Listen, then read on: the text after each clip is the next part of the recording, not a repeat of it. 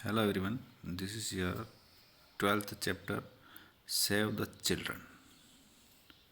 Save the Children means बच्चों को बचाना, उनकी केयर करना, उनकी सुरक्षा करना। ये आपके एक टॉपिक है कि हमें किस प्रकार से बच्चों को उनकी आने वाले भविष्य में सुरक्षित रखें। क्या क्या हमें उनके लिए प्रयास करने चाहिए या पेरेंट्स या अपने आस पड़ोस के लोग उनके लिए क्या कर सकते हैं, इस बात को देखकर कुछ टॉपिक इस चैप्टर में कही गई है। Save the children. Dear students, give attention on page number 79 of your English course book. Now I am going to read this chapter line to line and you will give attention. When we pass by a construction site means जहाँ भी कुछ निर्माण कार्य चल रहा होता है, construction site. Construction site sometimes we see small children. कभी कभी क्या होता है, हम कुछ छोटे छोटे बच्चों को देखते हैं वर्किंग एंड केयरिंग ब्रिक्स, काम करते हुए, या ईंट को ब्रिक्स कहते हैं, ईंटों को लाते हुए, और other heavy materials on their head, अपने सिर के ऊपर और भी किसी और दूसरे प्रकार का बोझा ढोकर लेकर इधर उधर जाते हुए बच्चों को किसी कंस्ट्रक्शन साइट पर अपने को हम उन्हें काम करते हुए देखते हैं। We also see children working at tea stalls. Market में हम इधर उधर देखते हैं कि कुछ बच्चे टी स्टॉल के ऊपर टी सर्व कर रहे हैं या उनके जूठे गिलासों को उठाकर धो रहे हैं, वॉश कर रहे हैं। ऐसे अक्सर इस प्रकार के सीन हम देखते हैं जिसमें छोटे बच्चे भी इन्वॉल्व रहते हैं।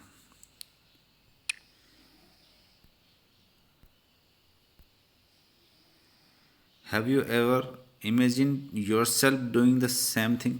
क्या कभी आपने इस प्रकार की कभी कल्पना की है कि आप भी इस प्रकार के कार्य को करते हुए दिखें। Have you ever imagine your self मतलब अपने आप को आपने कभी ऐसा सोचा है कि इस प्रकार के काम हम कर सकते हैं। Have you wandered about the lives of this children who work. क्या आपने इनका जीवन कैसा हो सकता है, उनके जीवन को लेकर आपने कभी कोई विचार किया है। आपको आश्चर्य नहीं होता है कि उनका जीवन किस प्रकार का है। हाउ डू दे लिव, वे कैसे रहते हैं, कैसे उनका उठना बैठना है, क्या खाते हैं, कैसे किस जगह सोते हैं, कौन उनके परिवार में होते हैं। कभी आपने सोचा इन सब के बारे में। How did they start working, उन्होंने इस प्रकार काम करना स्टार्ट कैसे किया। क्या उन किसी परिस्थिति क्या शुरू से इस प्रकार को उनको शुरू से ऐसी शिक्षा दी गई, क्या उनके साथ मजबूरी रही। Here is the story of one such boy. और यहीं जब हम पढ़ने जा रहे हैं वो ऐसे एक बच्चे की स्टोरी है कि वो किस प्रकार से इन प्रकार के कामों में इन्वॉल्व हो गया था।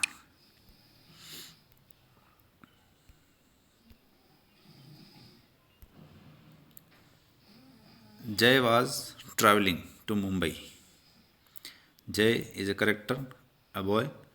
Jay was traveling to Mumbai on a train with his family to spend his summer holidays there.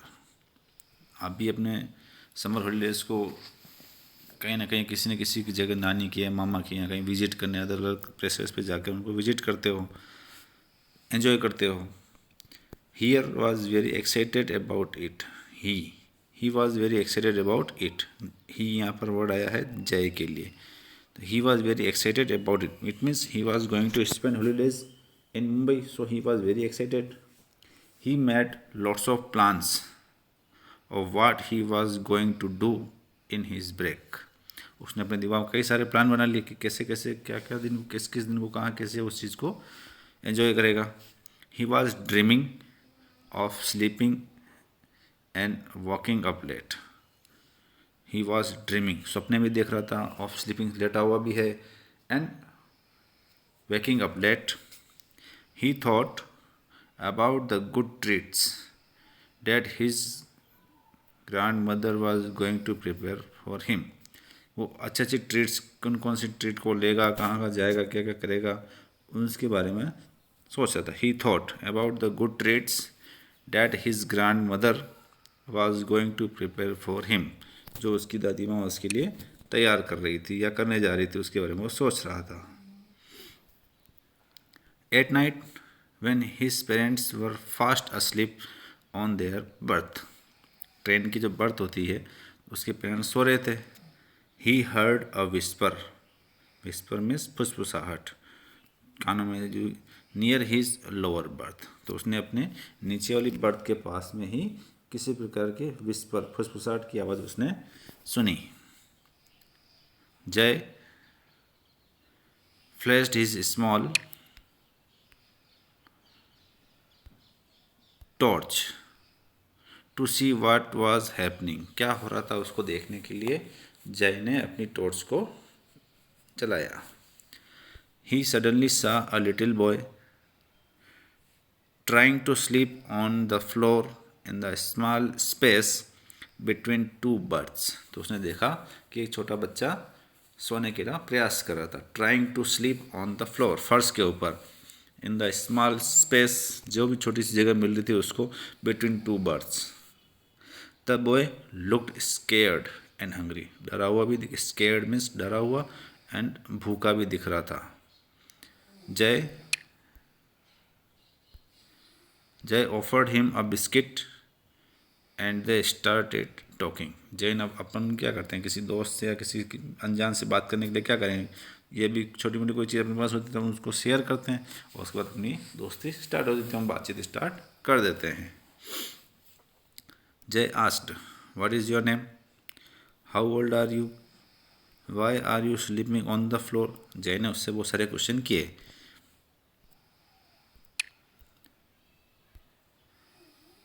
The boy replied. उस बच्चे ने उत्तर दिया, my name is Shantu, I am 10 years old, I want to go to Mumbai.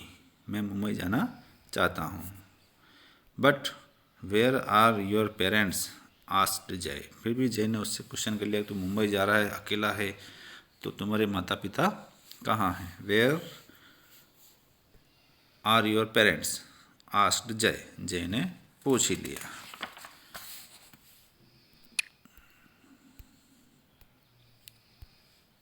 I don't know where they are, the boy said. The boy means Santu.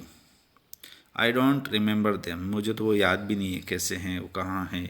I don't know where they are, वो कहाँ हैं. I don't remember them, मैं तो उनको याद, मुझे तो वो याद भी नहीं है. Replied Santu. What do you mean? You don't remember your parents? Asked Jay. जय ने उससे फिर पूछा, तुम्हारा क्या मतलब है कहने का, तुम अपने पेरेंट्स को भी नहीं जानते हो, याद नहीं तुम्हें उन्हें. My father left me on a train while I was sleeping many years back. My father left me, मुझे छोड़ गए, on a train, एक ट्रेन के ऊपर, while I was sleeping many years back. बहुत साल पहले की बात बता रहा हूँ, जब मुझे मेरे पिताजी कहीं ट्रेन पर छोड़ गए. Came the reply, ये उत्तर मिला उस बच्चे के द्वारा. शॉक्ड, आश्चर्य में पड़ जाना. जय asked, how could your father have you behind, leave you behind. तुम्हारे पिताजी ऐसा कैसे कर सकते, तुम कैसे छोड़ सकते हैं, लीव यू बिहाइंड. सी, देखो, I come from a very small village, I don't even remember the name of it. मुझे तो अपने उस गांव का नाम भी अब याद नहीं है कि मैं जिस गांव से आया था, छोटा गांव था. I had 3 brothers and 2 sisters. मेरे 3 भाई और 2 सिस्टर्स थी.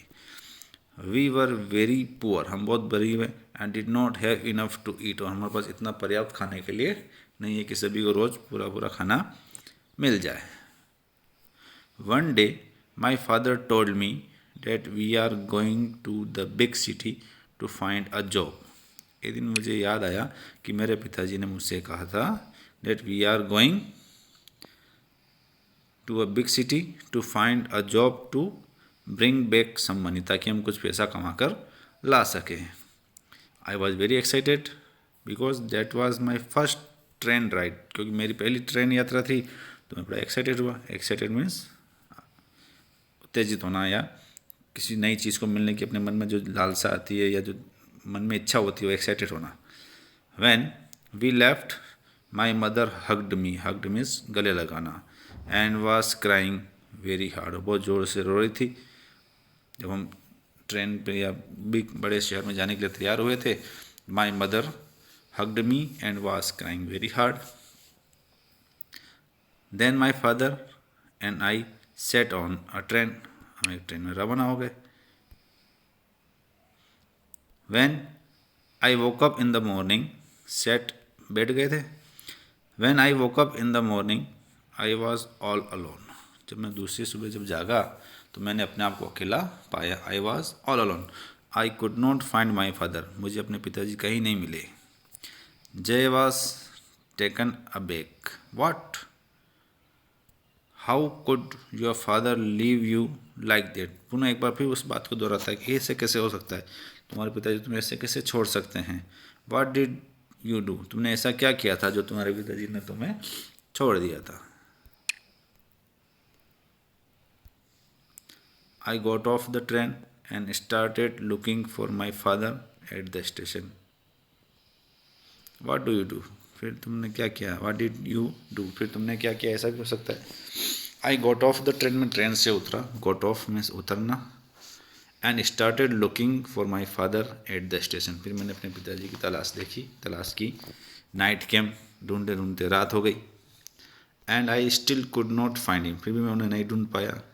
देन आई स्टार्टेड क्राइंग, तब मैंने रोना स्टार्ट किया। And sat in a corner to hide from the station master, station master से बचने के लिए फिर मैं किसी एक कॉर्नर में जाके छुप के बैठ गया। I was hungry and lost, अब मैं बहुत भूखा था और लॉस्ट मीन्स यहाँ पर मैं वहाँ से तब मैं खो गया था या मुझे कुछ याद भी नहीं। Next day I met another small boy who was selling paper shop on the railway platform.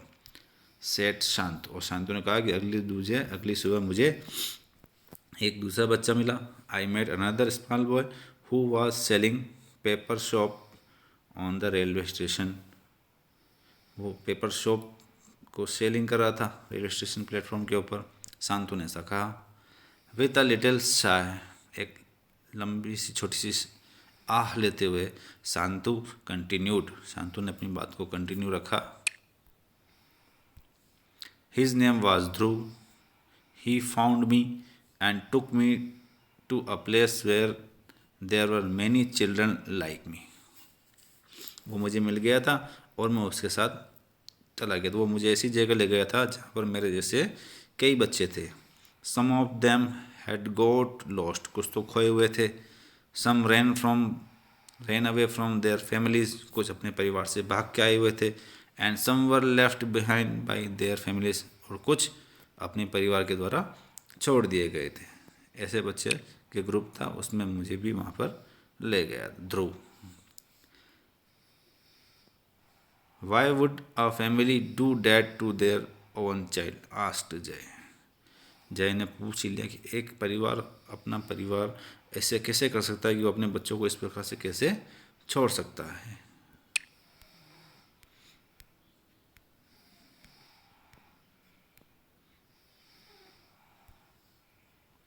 There are many regions, इसके पीछे कई कारण हैं। There are many reasons, many of us came from villages, अधिकांश तो हम क्या होते हैं, गाँव से आए होते हैं। Some of us were sold by our own parents, कुछ ऐसे होते हैं कि अपने खुद के ही पेरेंट्स के द्वारा बेच दिए जाते हैं।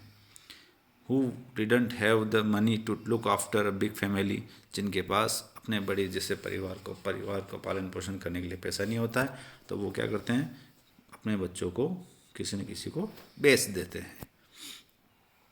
Some parents are tricked into it, replied Shanto ने बताया कि कुछ को बेवकूफ़ बना दिया जाता है या ट्रिक्ड बहला फुसला के इस प्रकार से काम कर लिया जाता है। But how can the parents be trick, अब पेरेंट्स को कैसे बहलाया फुसलाया जा सकता है, कैसे उनको या बहला फुसला के वो इस प्रकार का काम कर सकते हैं। Therefore what happens in this story we will read in our next video.